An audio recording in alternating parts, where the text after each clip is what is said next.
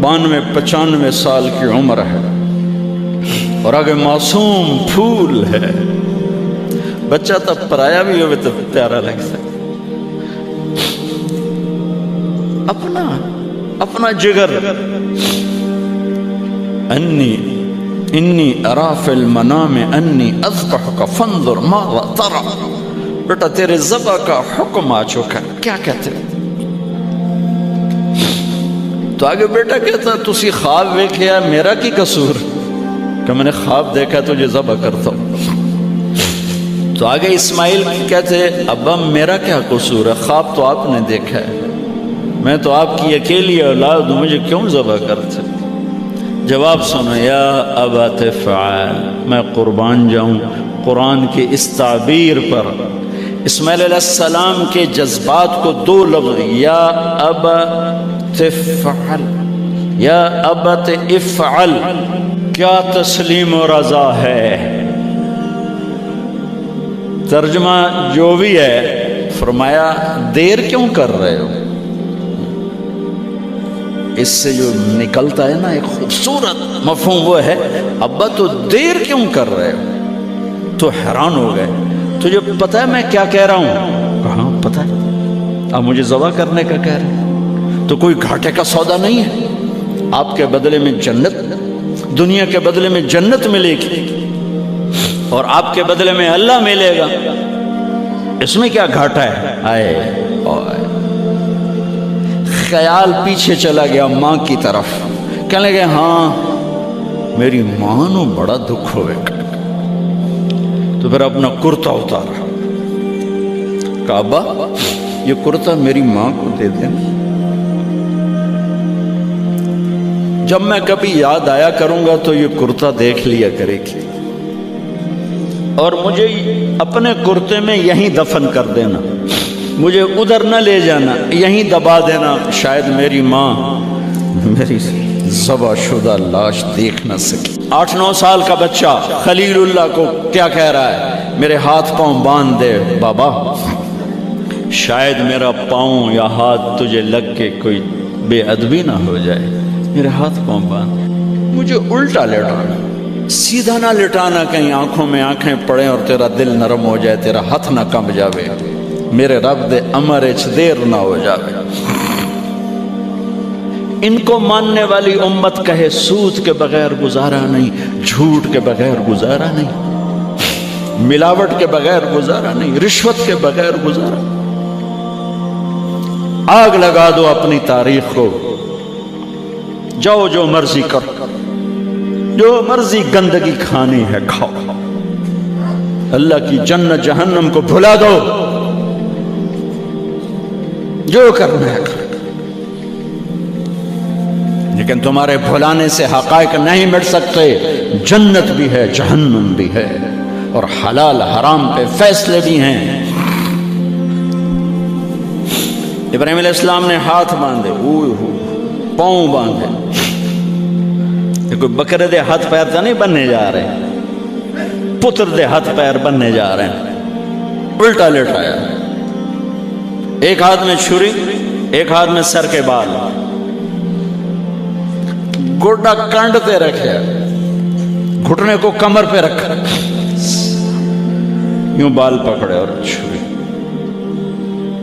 اور ایسے یوں آسمان کو دیکھا. فرمایا یا اللہ تو مجھ سے ناراض ہو گیا، یا اللہ تو مجھ سے ناراض ہو گیا کہ اسماعیل کی محبت میرے دل میں تجھ سے زیادہ ہو گئی؟ نہیں نہیں، کبھی نہیں. یا کوئی میرا امتحان ہے؟ یا اللہ میرے دل میں تو ہی تو ہے، لاکھوں اسماعیل تجھ پہ قربان. آسمان کے فرشتے 2 دفعہ روئے ہیں جب سے پیدا ہوئے ہیں. ایک یہ جو واقعہ سنا رہا ہوں، جب ابراہیم کی فریاد 7 آسمانوں میں گونجی تو نہ رونے والے فرشتوں کے بھی چیخیں. اور ایک طائف کی وادی میں جب میرے نبی کو پتھر پڑے، اور آپ بے ہوش ہو کے گرے تو آسمان کے فرشتوں کی چیخیں نکل گئی. اب چھری جو چلائی میرے رب کا امر آ گیا, نہیں کاٹو گی, نہیں کاٹو گی. یہ نہیں کہ یہاں کوئی لوہے کا ٹکڑا آ گیا یا چھری موم بن گئی یا اے ٹوٹا لوہا بنیا. چھری تیز تھی, گوشت نرم تھا. عرش والے نے کہا نہیں, چھری کیسے کاٹے گا, آگ نہ جلائے. اب کیسے جلائے گا؟ مچھلی کے پیٹ میں جا کے موت مت آئے, اب کیسے موت آئے گا؟ دوسری دفعہ, تیسری دفعہ نہیں چلی. اٹھے جا کے پتھر پہ تیز.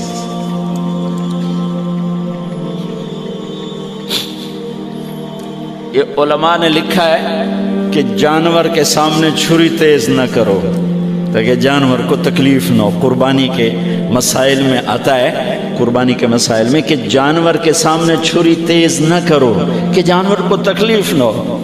پتر دے سامنے چھری تیز ہو رہی, میں چلتی کیوں نہیں؟ جب چوتھی دفعہ پکڑی ہے تو اللہ نے کہا جبریل جلدی کر, میرے خلیل نو جلا لایا ہے. امتحان پاس ہو گیا. وَنَادَيْنَاهُ أَنْ يَا إِبْرَاهِيمُ قَدْ صَدَّقْتَ الرُّؤْيَا إِنَّا كَذَلِكَ نَجْزِي الْمُحْسِنِينَ وَفَدَيْنَاهُ بِذِبْحٍ عَظِيمٍ. پٹی باندھی تھی آنکھوں پر, چھری جو چلائی چل گئی. آنکھوں سے پٹی اتاری تو سامنے چھترا اور آگے اسماعیل اور ساتھ جبرائیل, دونوں مسکرا رہے اور چھترا سامنے پڑا. میرے نبی ساری زندگی 2 چھترے ذبح فرماتے تھے قربانی میں, ایک امت کی طرف سے, ایک اپنی طرف سے. حج کے موقع پہ 63 اونٹوں کی قربانی دی. جس امت کے پاس یہ تاریخ ہو ان کے پاس کہاں سے گنجائش لاؤں جھوٹ کی, فساد کی, منافقت کی, زناکاری کی, بدکاری کی, جوے کی. چھری چلی اسماعیل پر, اللہ نے نکال لیا. پھر 2000 سال کے بعد میرے نبی کے باپ کی باری لگ گئی. وہ لمبا قصہ ہے, ٹائم ختم ہے. چھری چلنے لگی میرے نبی کے والد عبداللہ پر, اللہ نے نکال لیا. 100 اونٹ ذبح کروائے اور ان کو نکال لیا. لیکن چھری نے چلنا ضرور تھا.